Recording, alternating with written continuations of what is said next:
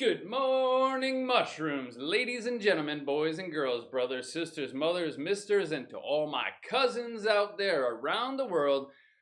It's time to plug in, get this train a chugging. We're here for the linguistic aspects thereof and therein. And so, Trump threatens to call in troops, but the unrest goes on. It continues. What is unrest? Well, if you use logic, you've probably arrived at the correct conclusion, especially used in political situations when the public is unhappy about something and they're agitated.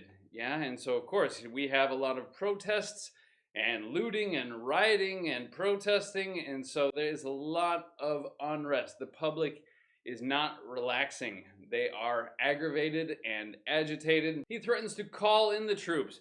Hey, guys, can you get in here? Can you get over here? Because we're going to need you. To calls in support. Often used with troops, with soldiers, the military, but to call in support. Despite his threats, the unrest goes on. Fun common phrasal verb just meaning to continue. Erupted for a seventh day, and the looting continues. Looting, we've had it in the past couple days because, well, those are the headlines. However, looting is the act of stealing things, usually in a mass scale during or just after a riot or some other sort of natural disaster when there is no more authority left and people just go and start taking stuff. As you've seen recently, I take issue with the headlines from time to time, and this is actually not the correct use of the word dispel. It's very similar, but not quite right. To dispel is to make things go away. However, it's usually about emotions. To dispel your fears, to dispel your doubts, right? But we wouldn't dispel protesters. I think what the writers were going for here was to disperse. And that means to disperse something, usually a crowd, often protesters, means to make them go away. So same general meaning, but yeah, to make a crowd of people go away, and usually it implies going off in different directions.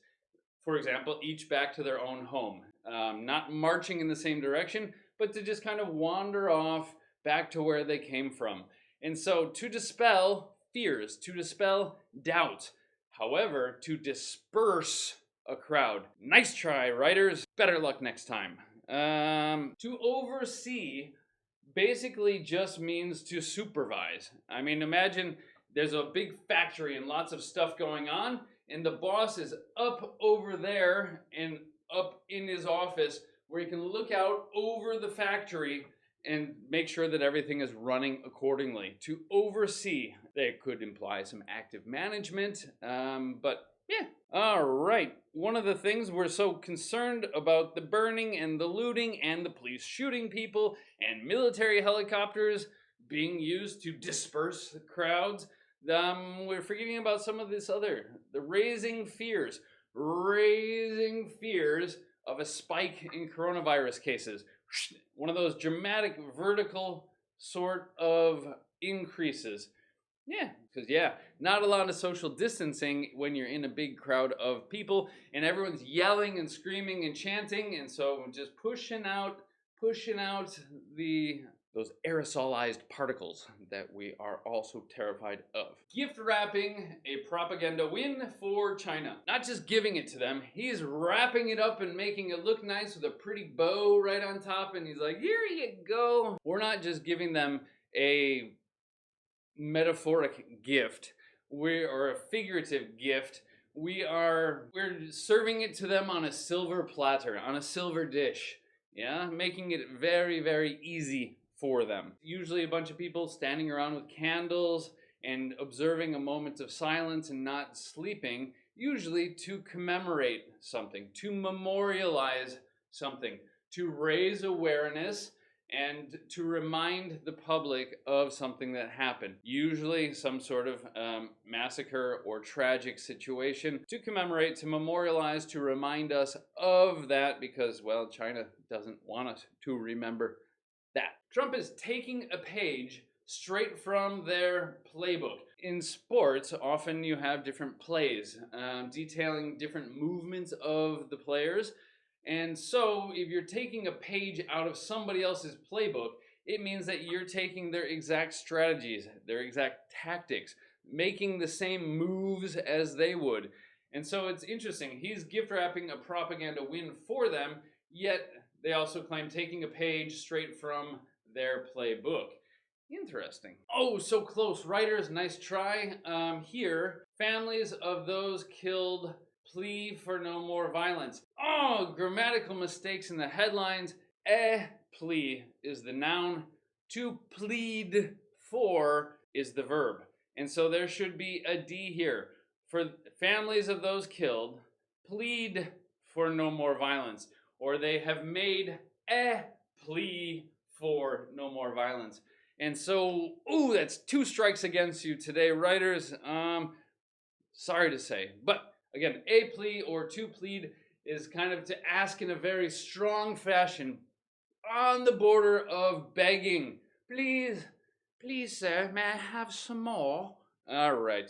Or in court, you make a plea or enter a plea of innocence, of, well, guilty. To deploy, usually used with troops, but it could be used with any other sort of things. And it means to distribute and to move things into a strategic position so that they are ready to act at a moment's notice, at the spur of the moment. Ooh, vocab from yesterday. Yes, dissent is basically similar and related to unrest, which we had above. If there is unrest, it's usually because the people have dissent. They are dissenting from the situation. Dissent is strong disagreement by the public because they're unhappy with the management and the boss, El Jefe. They actually staged a walkout where they walked out of the offices, if I'm not mistaken. We've had it so many times in every headline. I've not even mentioned it, but because recently we've had so many phrasal verbs as nouns, we just take that preposition or particle and the verb and stick them together, and Ebola is breaking out again somewhere. Dramatic fashion, spreading. And 5 dead, and so there has been an outbreak. Ebola is breaking out again because we need more deadly viruses circulating amongst the population. Yay! Yes, classic move here. White supremacists pose as Antifa online, calling for violence. To call for something, to call for something, to request it in a loud fashion publicly. To call for an investigation. I think we're going to see that down below. But they're calling for violence. They are posing as someone. And not like Madonna, strike a pose, Vogue. But they are, yes, positioning themselves. They are pretending to be someone who they're not. We got the white supremacists on the one side and the Antifa on the other side. And so these guys are trying to make those guys look bad by calling for violence, making a strong, loud request. Hey, can we get some more violence over here? Let's go smash and burn and loot and destroy. So that way then it would turn public opinion against them. Classic. Oh, look at that. We've got phrasal verbs with call all over the place. Anderson Cooper calls out Trump.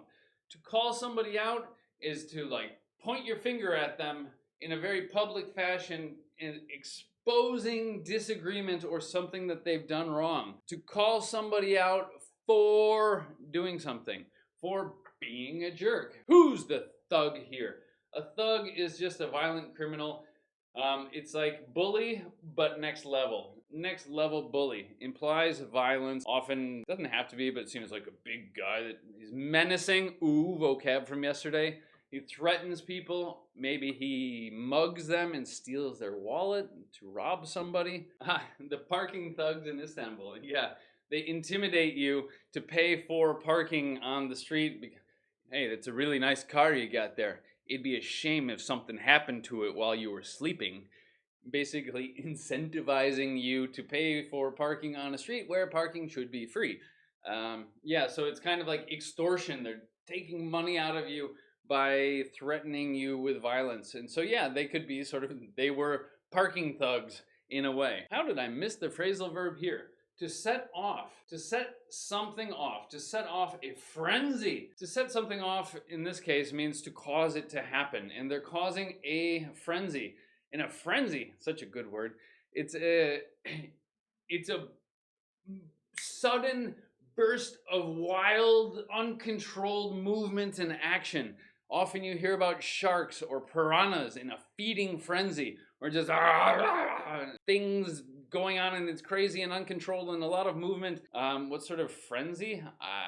A media frenzy. Everyone's, oh my God, did you hear about the vaccine trial, Moderna? And everyone's yelling and screaming in an uncontrolled fashion with its vaccine trial. And now other people are calling for an investigation. Hey, can we get an investigation over here? They are calling for an investigation because they think that, ooh, there went my hand.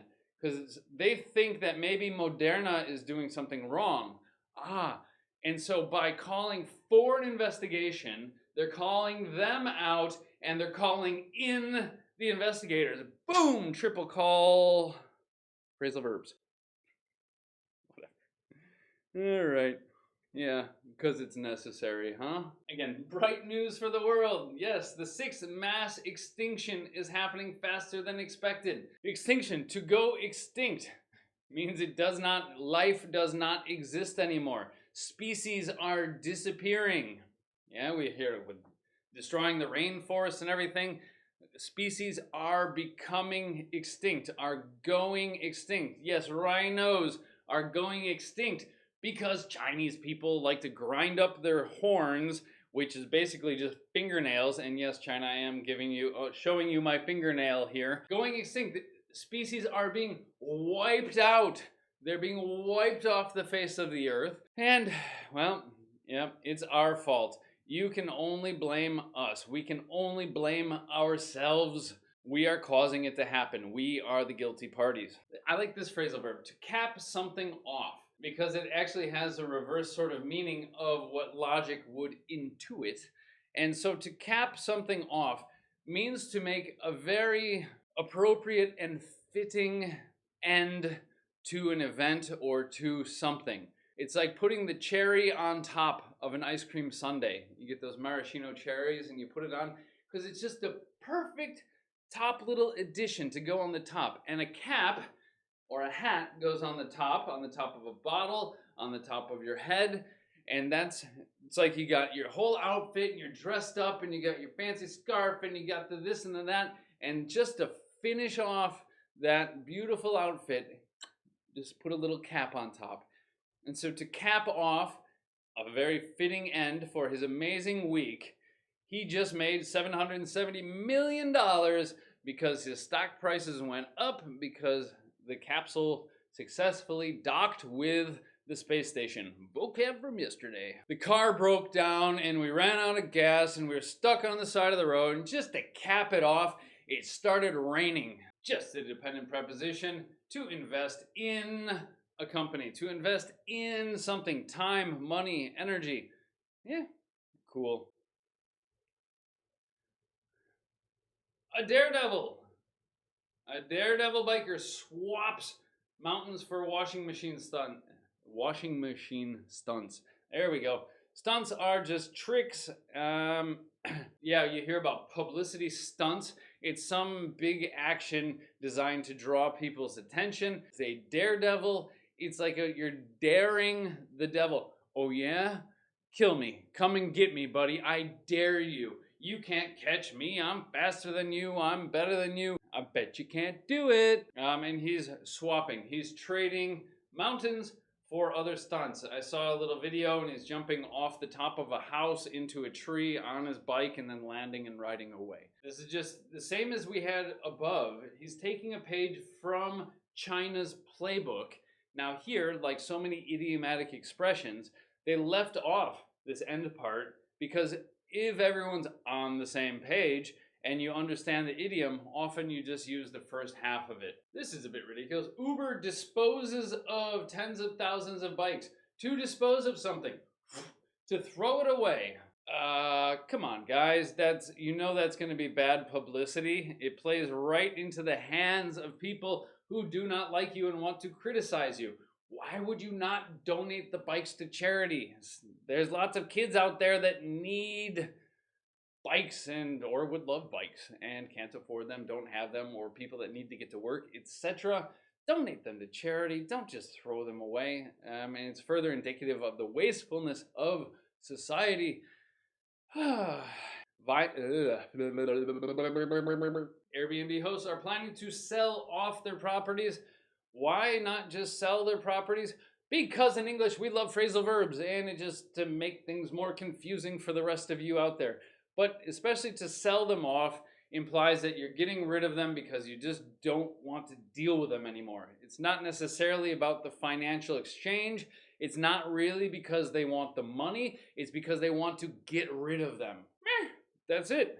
For anybody and everybody out there, thanks for tuning in. As always, feel free, jump into the chat box, ask questions, voice your comments and concerns, your compliments, your complaints, your queries, your quandaries, and all of the other little C words that exist in the world. But for English Otherwise, that was breaking down the news for today, Tuesday, the 2nd of June. And if I don't see you sooner, I'll see you at 8 a.m. tomorrow. Thanks a lot. Much love. Bye-bye.